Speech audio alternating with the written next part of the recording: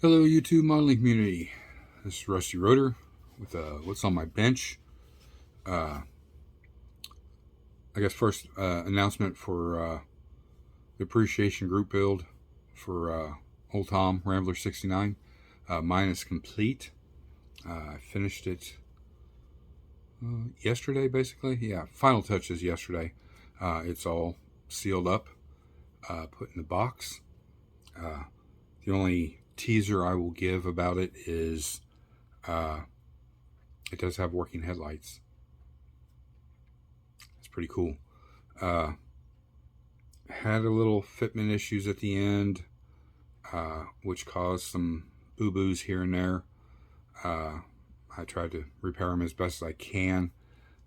It's not as amazing as I was hoping it was going to turn out. It is still a very beautiful, beautiful build. You guys can see it if you come to Acme. If not, after Acme, I will put up a slideshow along with a little video of the car in the booth. It won't be like this, me discussing it and showing it to you right here. It still will be kept a secret until Acme. But it was a blast to build. I learned some new things. I struggled with some things. I kind of like, when I do build something like that, that's just, out of my head. I take mental notes and physical notes where I struggled. Like, hey, I didn't get the body prep good enough this time.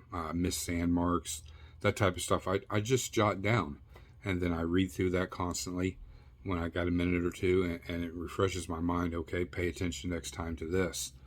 So, if you want a good tip, a lot of the builders use those kind of things, just like Mark Batson. He does the same thing as I do, as a build sheet. It lets you know where you're at. Same way with my billboards here that I use. It lets me know where I'm at, when I'm done. I kind of put mental note or jot down notes on that of I still need to get parts. I need to find maybe in all my extra parts, certain pieces, modifications, that type of stuff. It just helps along the way that you have something to go to and kind of refresh your memory, because like everybody else, you get all excited, got all these ideas in your head, and if you're like me, you're working on 4 or 5 at a time, and you may get some things lost in translation and not pay attention to this when you had it written down. Watch out for this type thing, and then you're into a little bit of a pickle. It doesn't make me a master builder. It doesn't make me a perfectionist builder. Like I said, I don't build anything without flaws. I build for me in fun. It's trying things, doing things. I struggle with everybody else, like, the outcome. You want it to be perfect, and it's just there's no perfect anything. You can get close to it, and you might successfully hit that mark once or twice in your life. It's not as obtainable as what it is in your head. In your head, you create perfection. You write it down on paper, it's going to translate into perfection. But once you actually put your hands on it and you start doing it and realize this fits, that doesn't fit, the paint didn't do good here, didn't do good there, all those things come into the real world on you, and all you can do is try to make notes of when it happens, what you did to fix it, what to watch for, what caused it, those type of things. So overall, it was a great build. It's for a great guy. I hope he enjoys it for years to come. I'll probably put it on the table at Acme, and then it'll go home with Tom. It's his. It's I built it for him. Like a lot of these other builds, we just build them. We keep them. That was part of the fun, knowing that I'm sharing something I did for as good as I am, and giving it to somebody else for them to enjoy, blow up, tear apart, whatever they want to do with it, or just cherish it. It's hard to build something like that, of course, too, and then turn around and give it away. But it's going to a great home, somebody that will definitely admire it and appreciate it for what it is. And that's, an appreciation to that person. This week also, I've been working on Jay's a little bit. We've got some more parts ordered. So I'm kind of just relaxed on that for a minute while I'm kind of waiting for those parts, because once I have all the parts, it's easy to kind of go with my notes and what I want to do, and I have the parts ready to go. And right now, I've kind of gone kind of as far as I can. I don't want to get too far into the body because it may have to have some more cut out on it, and that means I'm going to have to touch up the paint and clear coat. So, we got our base coat on, we got the decals on, we got the, we put one coat of clear on it in the beginning. We've got 2 more coats of clear over it. So we may need to do another coat of clear still. So I'm kind of just held up right there. We've done some fitment things as far as the wheels, wheel centers, some ideas we got to do on that. Roll cage will probably get painted today. And that's pretty much where I'm at. I don't want to start any assemblies yet until I have these parts, because it's going to be key where I'm going to put them, how I'm going to route things, all that kind of stuff. So nothing really to see, unfortunately. But I've also started the Tamiya Mercedes 300 SL. Now, one of our sponsors is mgsf. Perfect parts. I got to tell you guys, I know it's hard, and financially, in this today in this world it's ridiculous, especially what this stuff costs. But at the end of the day, it is a hobby, and it just varies how far you want to go into your hobby. Do you want to stay minimalist as far as just building box stock, and really all you need is some glue and the basic tools and some paints, and you're comfortable with that? There's not a thing wrong with that. I kind of wish I never left that realm sometimes, because my head has got one perspective, and I have a perspective, and we battle all the time. But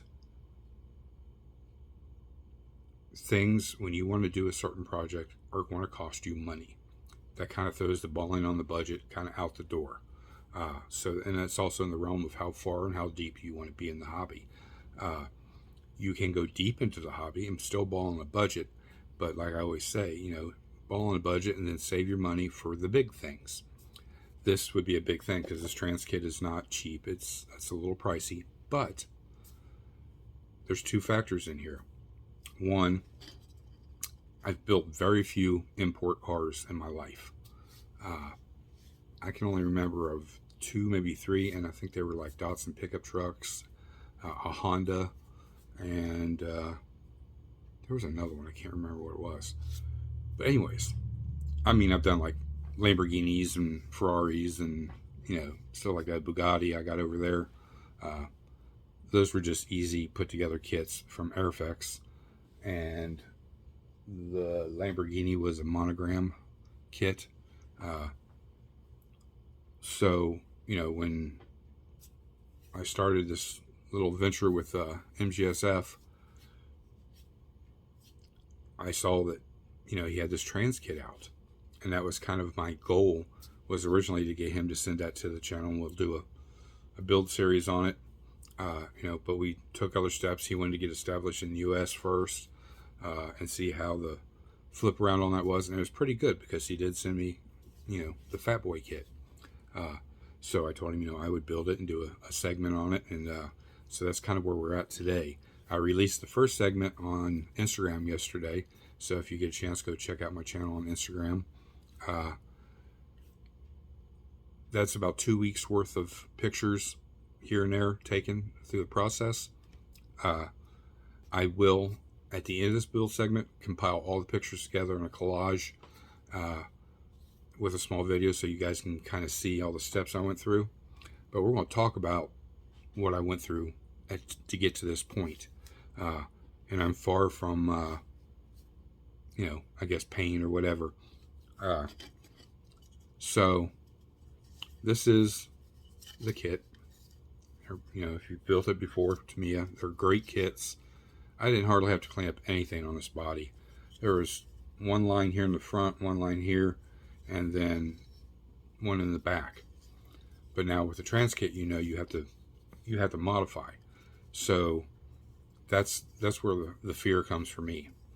You know, let alone I paid $50+ for the kit. So the kit was pricey, but I'd saved money and I had a little extra in there, and I was like, this is going to be great. If I buy the kit, he sees that I'm dedicated to it, maybe, you know, he'll eventually send me the trans kit. And he did.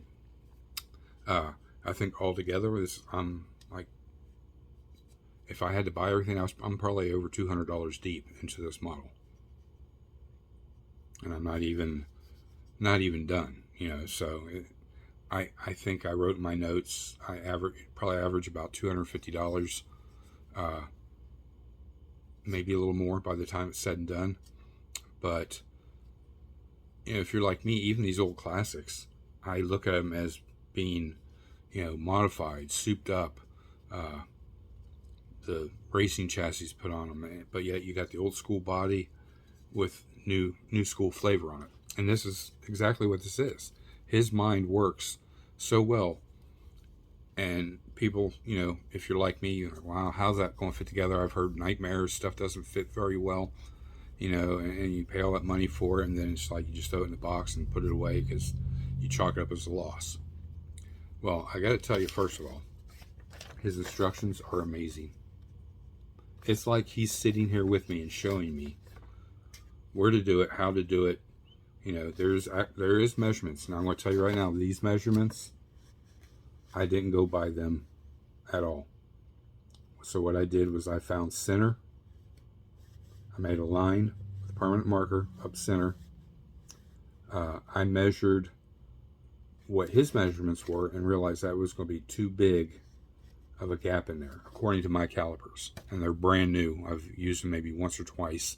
And I put a fresh battery in it, so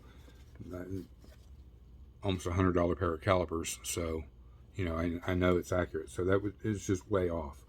And that may be a typo, I don't know. But I just kind of used my eye for the distance between the trunk line and the new bottom of the roll pan in the back.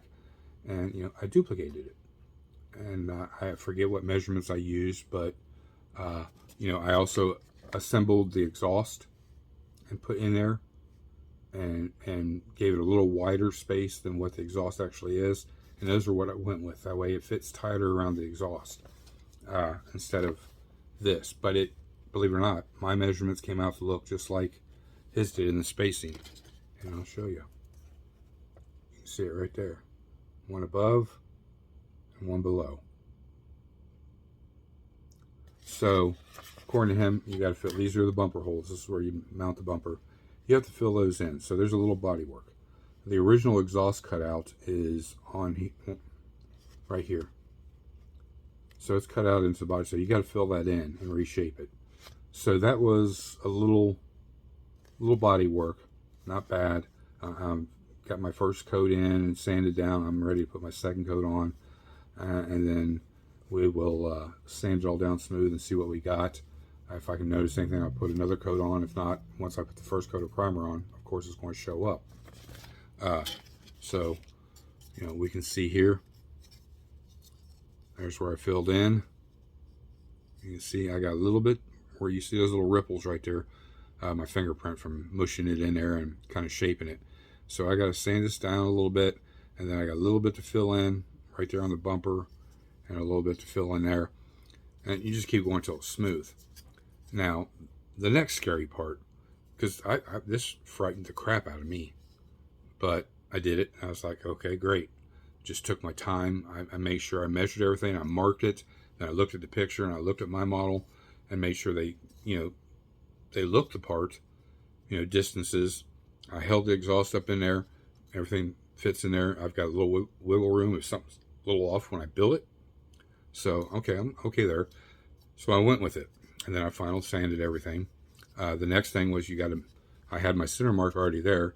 So I had to measure down from the edge of the window down. And I didn't go as far as what he said. I went a little less. I like the spoiler a little higher up. To me, that air hits it and pushes that ass end down, where it's down here.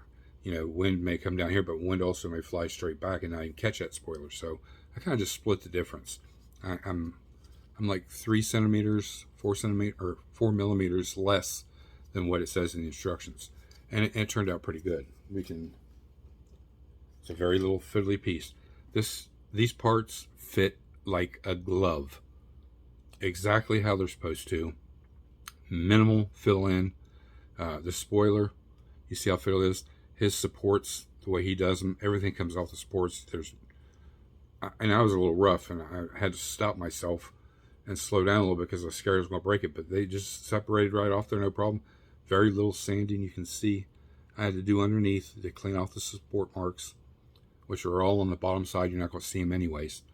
And this thing, it's got a little peg, and it fits right in there. Right like that. It's not permanent. It's got to be glued on. Yes, it will be glued on before I paint it. This will get painted body color. I was thinking about holding it off and doing carbon fiber, but then I thought, well, after I get all this nice paint job done and I go to put this on, I shake a little bit. If I whop it, then I'm going to screw my paint job up. Because it doesn't fit 100%. It probably would if I push it down on the body, but by pushing it down while I glue it, it fits snug as a glove. So I don't know if you guys can see that or not. And I like it. I like where it sits. Kind of fits the part, looks the part, all that. So we will, before we take this into primer and paint, we will attach this. Plus, I will putty in anywhere I need the gaps so like it's molded into the trunk deck. That's the overall look, guys. And then after that, I'm like, oh, now I'm getting to the wheel wells. It clearly states that you have to cut out your fender, both sides of your fenders. You have to cut them out. And I was like, oh man, if I make a mistake. Here's another little key point. If you get this trans kit, the instructions are amazing. And they are pretty clear and definite, and they show. And I kind of went by, you know, his renderings on it and how close everything was to the marks that were already in the body, like these little lines here. And then I adjusted from there to what fits, what looks the best type thing. And I just used the fenders, and I took a marker, went on the inside of it, and drew on the body, and then kind of came back out and outlined it. And I went light. That way, if I had to go more, I could go more. So you don't want to go to the full max of the space, and then you've taken too much, and then this just doesn't fit on there. So if you can see, they're flush right to the cuts. I've put gap filling CA in here, and I will lightly sand this down. We're not going to see this at all, so I'm not too worried about it. But on the outside, I did the same thing. I went over, used a toothpick, and added gap filling CA.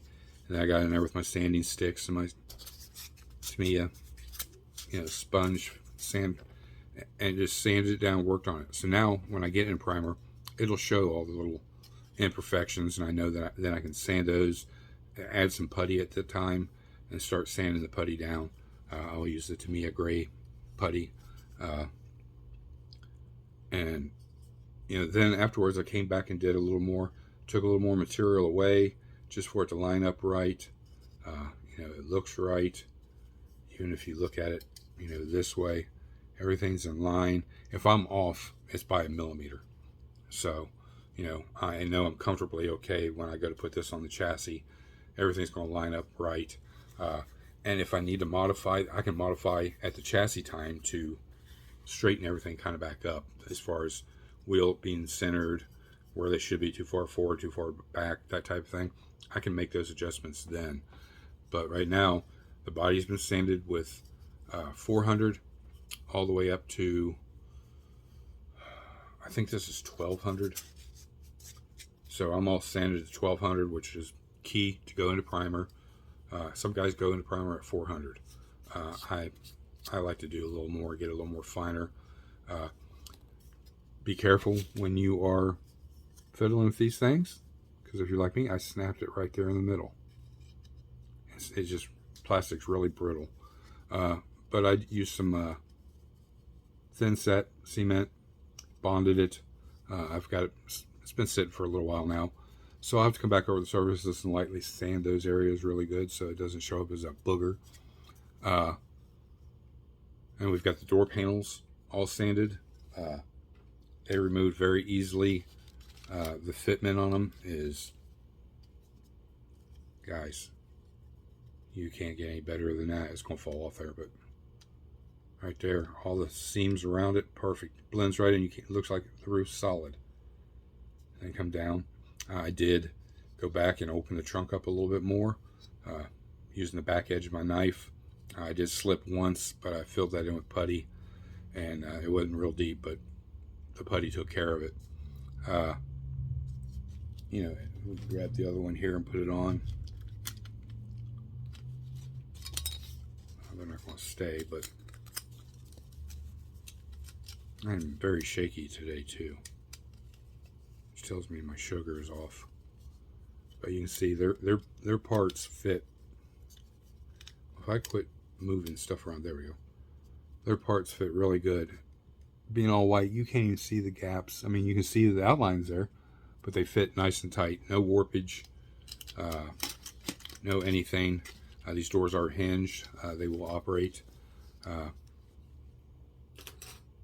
Their kit comes with screen to put behind the grills, or gills, whatever you want to call them. There's also a piece, it goes somewhere else. I think it's in the grill.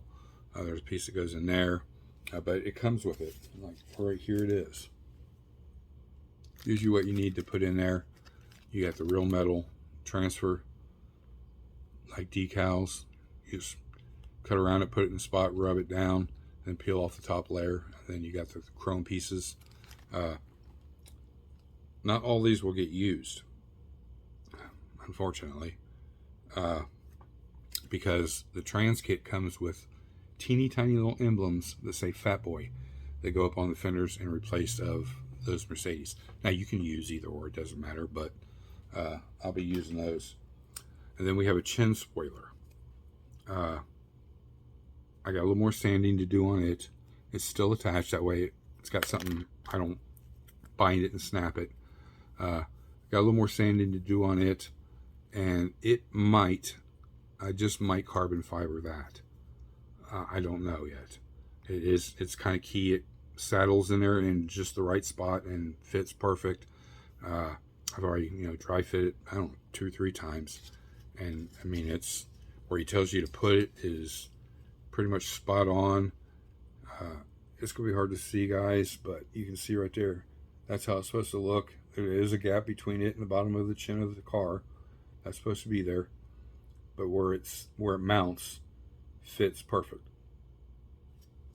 So we may end up carbon fibering this, I don't know. Or we may do it all in body color. And here's the exhaust. This is 3 separate pieces. It just replaces the kit. The kit, you gotta cut the kit off, and then that pipe goes in there. And it's got 2 little tabs that go in the mounting spot, like where the kit muffler goes.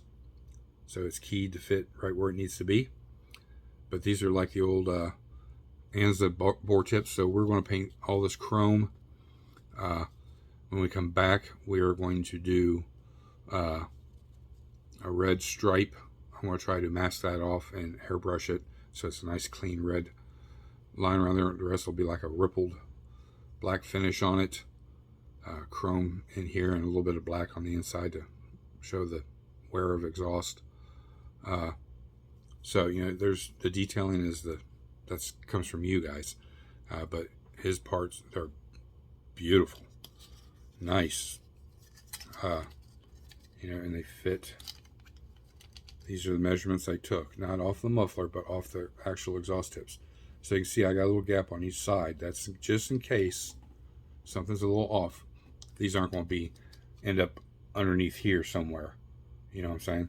They'll be in this space here, and then I can cheat that over if I need to a little bit to center it up to my opening. So just little things to be mindful of, but man, very little cleanup, and those things went right together. Nice looking. They're hollow in there. You know, that's only hollow up to the core of the muffler. I got a gnat flying around here. But that's pretty much it. The head. And then these are body color. These are the hinges for the doors. One of the doors, or the hood. One of the two. I think it might be the hood. I can't remember, but these are hinges for it. So those are good painted body color. The grills or grills are body color. Which you can change that up to. You can make those different colors, chrome them if you wanted to. There's a lot of possibilities with this. But his instructions are key, guys. And if you're ever wondering, does his parts even fit? Is that, is it? Yes, they fit perfect. I mean, they're not 100% hug tight, but that's, he tells you got to use putty to fill it in. So I will come back over this and put a little putty in there, and I'll sand it all down smooth and like they're all part of the fender. And, it was scary, yes, nervous.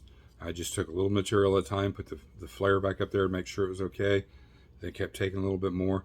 Then I got to a point where I realized, okay, well, I can go to the end of my black mark and be okay. And that's what I did. I just used a cutting tool on my Dremel and just took my time. And if you look, you can't really see it, but if you see the blue towel, I had it over Wife's Choice to keep it from getting all the fly off of this on it. Wife's Choice is down. I've done a couple little things to it. Double check some things. The only thing on the interiors left is to add the nitrous bottle and the line, and then make the final decision on the engine. Get the engine done, get it in, add some of the detail. It's going to be very minimal, and we'll have that done. I may bring that to Acme with me too. I'm not for sure. It's nothing that I expect anything out of, but people will get to see it. And of course Tom's, and then the 32. 32 is my primary focus, so I'm putting all my eggs into one basket on that one. Not that it'll win, but as far as being a feature build, that is going to be my feature build. But that's where I'm at with Mercedes. Like I said, this will probably be a side project, but I will do updates and videos on it as needed. Right now, I'm at still the finish or first stage of sanding, where I mounted these and getting them to where I think I'm okay, and then I can go ahead and get primer on this. We'll get one good coat on it, and then we'll come back and we'll start filling and sanding whatever we need to do, and then it'll be the final primer, and then it'll go into paint. Paint will be, I'll be using Mr. Color Leveling Thinner, of course, Mr. Surfacer 1500 Light Gray. I'll be using Tropical Glitz Galactic Silver as my base, first base. Second base will be Tropical Glitz Black Cherry. And on top of that, we will be putting Createx Candy 2.0 Blood Red over the whole thing. And we're going to, of course, I'm going to test all that out on a piece of plastic before I spray this. That way, if I need to take one of these colors out or add more, I'll know what to do at that point before I just spray the body. I will probably take this to a couple shows, just for laughs, whatever. I'm not, like I said, I'm not a big import guy, or JDM, and I appreciate them, and this is, in my wheelhouse as far as being, lowered, wider body, modifications to the engine is faster, and it's always caught my eye because there's been 3D renderings of this kind of car out forever, convertible form. And guys, if you wanted to make a convertible, you could easily do that just by taking off the B pillars, C pillar, taking the center bar out, making your adjustments to the doors and all that, and have that same look as that 3D rendering is floating around. You can adapt any type of wheel to it you want. The kit wheels are keyed to fit just like the Tamiya kit would be, and they're great. We're going to murder the wheels out. The trim around the rear window and the front window will be murdered out. Everything else that's supposed to be chrome will be chrome. It's a smoky looking chrome, so I like that. And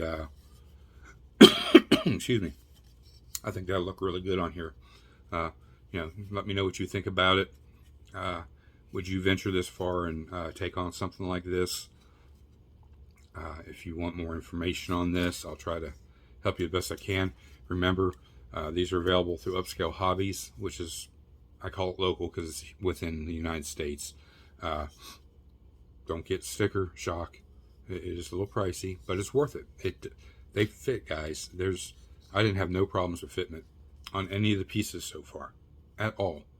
And as far as what comes in the trans kit going to the main kit, it fits right where it's supposed to be. Exactly like it's supposed to be. The only difference by you adding the aftermarket parts to it lowers the suspension. And you don't have to modify the kit. The piece just goes right on. It takes the place of the kit piece. You can't get any easier than that. It's one thing if you got to modify everything to fit this, kind of like you did with the body, and be worried that are these going to fit? They do. They fit perfect. I probably wouldn't have attempted this when I was younger, but I felt a little more comfortable, and it's like, what do I got to lose? If nothing else, I can scrap a lot of great parts out of this Mercedes for other builds. Chalk up a $50+ kit down the drain, but I gotta say I'm happy where it's at right now, and it's coming along good. The Pro Street group build, a little update on that. My other kit in the carbon fiber is, I guess I'll probably get it first part of next week. Mark notified me, let me know that the stuff was in, and I saw the, as far as tracking, it's getting ready to leave his facility and head my way. So, and it's always great fast shipping that you get from Hobby Nut Models. He's second to none on that shipping. So then I can really kind of get elbows deep into the Pro Street build. I think before I get it started, I will finish Wife's Choice. That way it's done. This one will be going on at the same time, and we'll be working on Jay's. I'd like to get Jay's wrapped up. Let's see. This is August still. September, October. Maybe the end of October.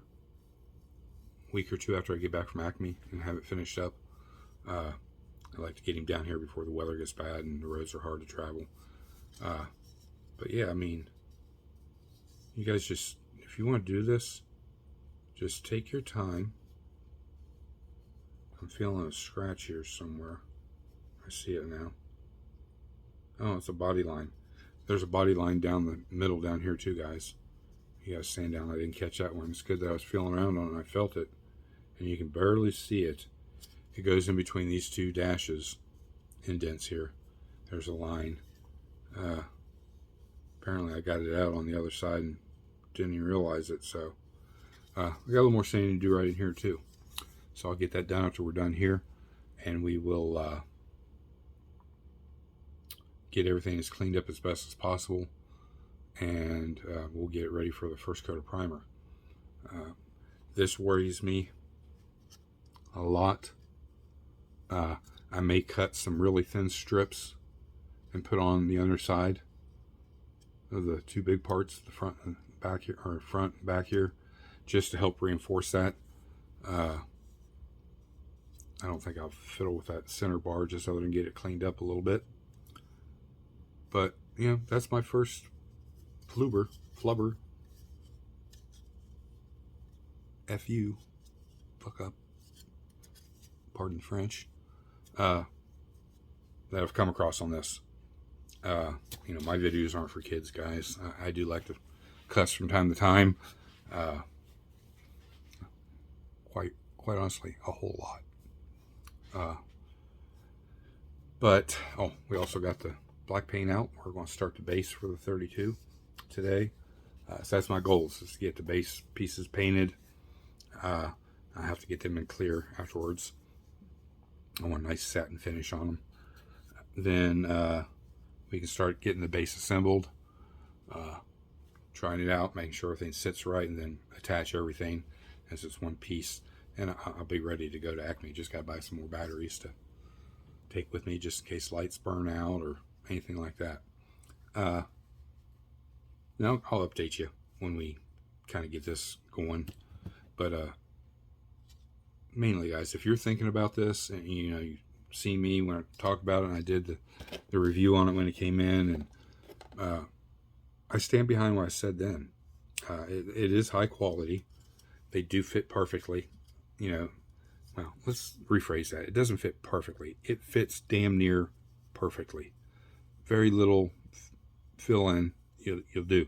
If you take the extra steps and put your cap filling CA in first when you're doing all your first stage sanding and all that, and you get that nice and smooth, it's going to really just show little teeny little specks that you may have to use a little putty in and sand it down to make everything nice and smooth and blend it in like it's all one piece of the body. And after that, it's just building the kit from the instructions. You're not modifying anything, and it's adding detail where you want to add detail, and so on and so forth. The interior will be, because there is a few pieces that upgrades it, makes it look more sporty, which is the steering wheel and the shifter. So there's not much more I can really add to the interior. So we're going to just go follow the instructions. We're going to paint and assemble accordingly, add the aftermarket pieces instead of the kit pieces, and we'll have a nice sporty looking interior. The interior will be I'm torn between two colors, and they're both like a tan, fawn, desert sand, beige kind of color, but it'll be leather, all leather wrapped interior. So that's the way we're going with the interior. You've heard the body colors. The only thing that'll change on that is I think originally I said I was going to use the blood red over the galactic silver. I want another color. The silver is just going to brighten up, and there's metal flake in it. It's going to brighten up the finish underneath the reds and the black cherry and the blood red. I think it's going to turn out pretty cool. I like mixing paints like that. Createx is water based. That's why I'm using it after I'm done with the lacquers. You can 2K clear Createx, no problems. So I know I'm safe on my final things. These little edges right here, you see, those all get painted like a satin black. So we're going to do that too. I want to stay true to the kit and what's in my head as far as design. He provides all the extra stuff that you'd want to do and maybe do from scratch or whatever. And you got to really respect guys that'll do this from scratch, because I could not imagine trying to cut these and getting them to fit and holding them in place and gluing them and doing all that. That's why the 3D printing world has become amazing. It can take an average builder and make him an expert builder without all the trials and tribulations. You still got to go through quite a bit, like cutting on the body. That's a trial and tribulation. You got to you got to overcome and kind of not master, but get a good grasp of what you're doing before you do it. This was my first time doing something like this. I've cut bodies up to make them look like a dirt track racer or whatever. I think I tried one altered wheelbase, and I tried to do that from scratch one time, and it was a bomb. It was a cool build after it was done, but you get up there, you could still see some gaps and just rough edges. It just wasn't clean and pretty. Show worthy, shelf worthy, yeah, because you built it. It took a while to do it, but now I'm at that stage when I build stuff. I want stuff to look perfect, but not be perfect. So I'm kind of a lazy modeler.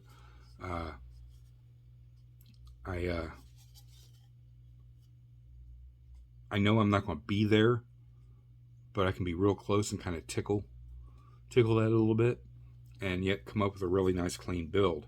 I can get the clean part down really well. The high detail part you guys have seen. I can do the engine that way. I'm not really high detailed too many interiors.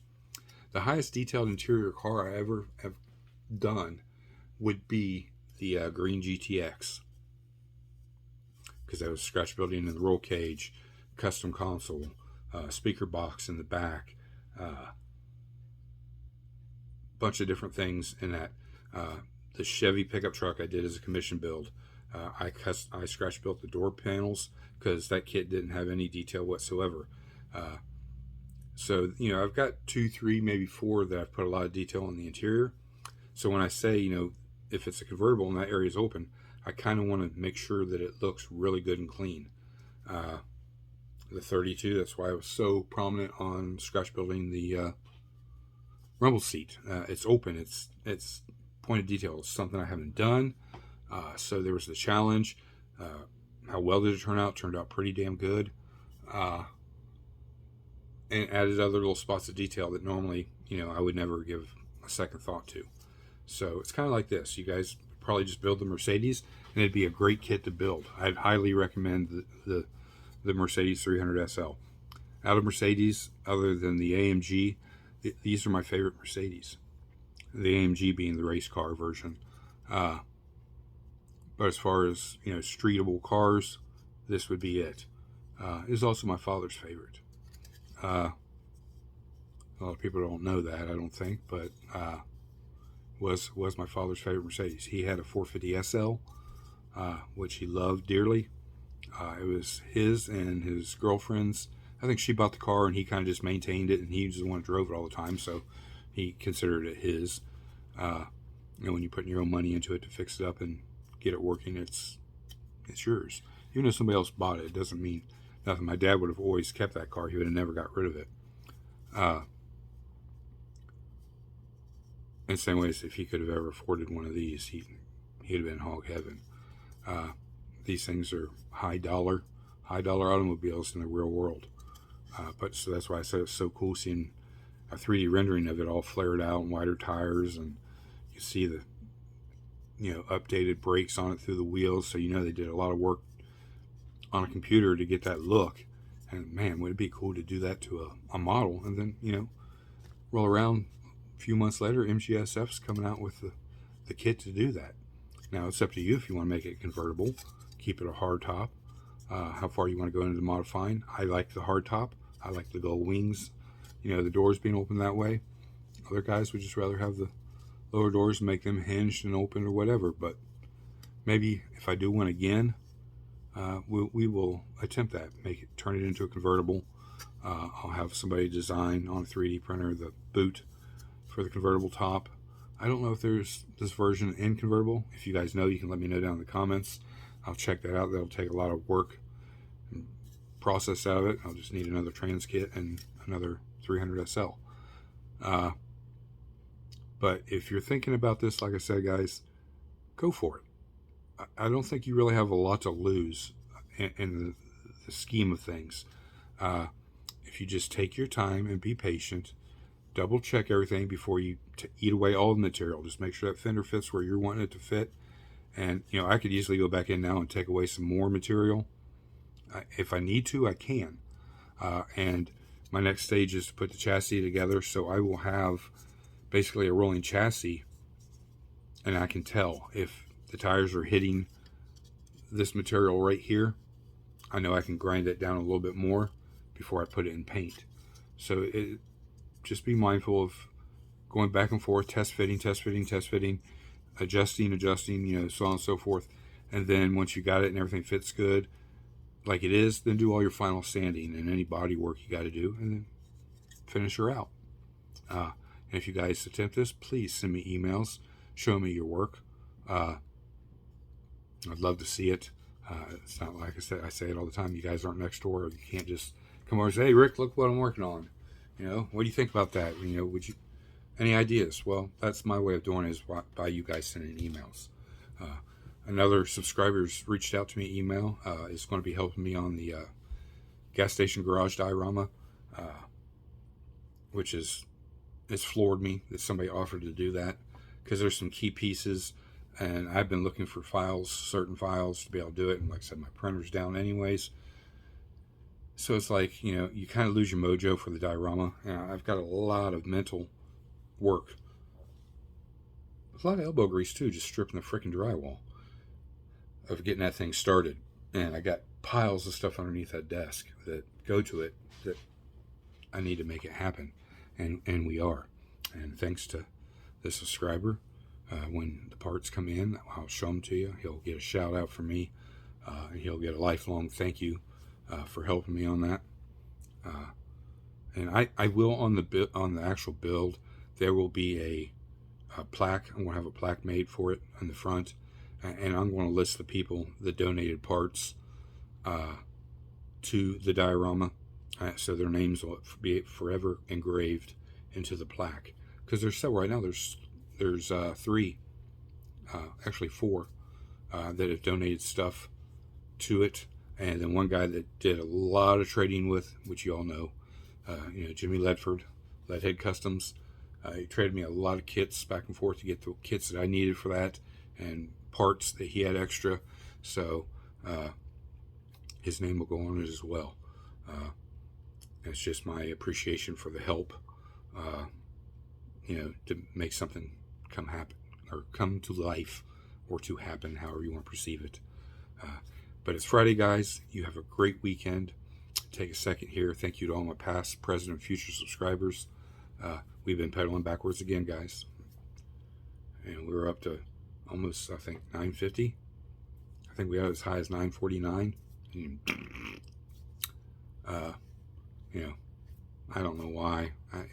It is aggravating to see, because it's kind of exciting. Okay, we're going to get it. I can start making some announcements. So I'm staying true to my originality. We'll release the giveaway starting at 950. We'll announce third place, what it is, and then show some of first place. And then we will, as we get closer to 1,000 mark, you'll see everything on first place, and all 3 places actually. And then when we hit 1,000 and we maintain that 1,000 for a week, at the end of that week we'll be doing the giveaway, and we'll do it the same way as I did the teaser pleaser. And we'll do another teaser pleaser at the 500 mark. I'm just going to call it that, even though we're not teasing up to a big giveaway. But every 500 will be is a milestone for us. That's my goals. Every 500 miles, or 500 subscriptions, however you want to look at it, we will do a giveaway of some sorts or another. And I like to make mine a little flashier, a little better than most. But I got a lot, guys. I can't take this crap with me. So nothing's for sale. So don't ask. I've had a slew of emails asking for kits to sell. These aren't for sale. I always post when I'm selling kits, so you know exactly that's what I'm selling. They're probably here after first of the year. I'm going to weed through a few of them because I know I'll never get to all of them. Some of them are collections, so I'll always keep those. I won't be getting rid of them. Those are my Camaros and Corvettes. But there's some other ones that I've got duplicates of that aren't for a big build, so I'll probably be letting some of those go. So just keep your eyes open. And the way you know when I do that or anything else is you hit that little bell notification up there in the corner. It'll announce and let you know when I got a video out. I'm always glad to see any comments down below. If you're not a comment below guy, my email's always there. Go leave me an email. Market Hobby Nut Models, his link is always down below, as is mgsf's, and Ryan Jones. Ryan Jones is working on the tires and wheels right now for the F100, the 67 F100 build that I showed you the thumbnail, or not thumbnail, but the picture at the end of the video of the real truck. It's like that teal color and pearl white. I went to the paint shop at where I work to get the paint mixed, so it's all OEM paint. And waiting on the tires and wheels, and I think that's it to start that build. The villain, we've got everything but the air ride system, which Ernest is working on for me. When he's done with that, he'll send it to me, and I'll have everything for that. So we'll have 2 complete builds ready to go that won't be really high detailed kits as far as builds. I won't be putting a lot of detail in it. the F100 will be, because I've talked to the owner, and he's given me a thumbs up. He's sent me a slew of pictures, willing to send me more. I will be building that, but again, at the end of the day, underneath the hood, there's not a lot of detail. It's primarily stock looking underneath the hood. I think the engine probably got a little bit of a mild cam in it. It's got a set of headers, a 4-barrel. It's a rowdy little truck. It's just not no high powered engine sitting underneath the hood. It's just a beautiful truck inside and out. And yeah, I think that's it, guys. Monday, I've got a mental Monday I'm almost done with. I got some more research to do on it. If I get some time this weekend, I'll be doing that. And we've got some other things going on this weekend. Got a Bengals game Saturday. Granddaughter's coming over Saturday. Grandson announcement. November the 15th, I believe it is when he'll be here. And you say, well, how do you know that exactly? Well, he's being born C-section. So it's a definite day. Unless he comes earlier. That's the only thing. He won't be coming any later than that. So we'll actually have him here Christmas morning. We'll see how good Santa Claus is to him. And, you know, I'm stoked. I'm floored. I'm blessed. I couldn't be,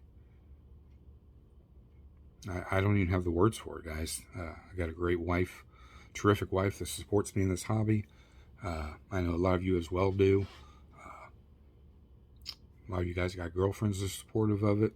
My kids are supportive of it. So I can't thank anyone enough to equal out what comes to me.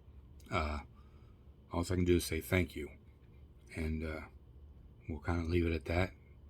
You guys got any comments, anything you want to say? Anything you want to see? Remember, as always, man, I'll pull it down off that shelf. If it's sealed, I'll open it. I don't care about it being a sealed kit. Because all of my stuff, if whoever it goes to, I hope they build it. It doesn't just sit on a shelf. I've got things that are a personal collection to me, like all my Corvettes. It's just because I love Corvettes. It's not that they hold super. There's some that are very valuable up there. Some that aren't. But, you know, they're priceless to me. So, that's why I always hold on to those. Same way with my Camaros. I do have several Camaros. You can see them, boom, boom, boom. I don't need all those. I'll probably be letting one of those go here soon, too. I did have an idea for it, but I don't know if I'll get to it or not. I don't have everything for it, so it'd be easier to get rid of it then. But that's it, guys. I'm rambling again as usual. There was something else. Oh. Yeah. At Acme, I'll have my own t-shirt on, the one that I tried to get you guys to see if you guys were interested in. There was a couple people, just not enough to get an order together to have them made. So, you know, that's a bust too. So, you know, I've got the connection. If I need more made, I can get more made. For me, that one was, like I said, it was a gift from my kids, my daughter-in-law and my son. And she works with the lady, so she did it as a favor. It'd be more costly to do one shirt at a time than where she can get a group of 10 and save money.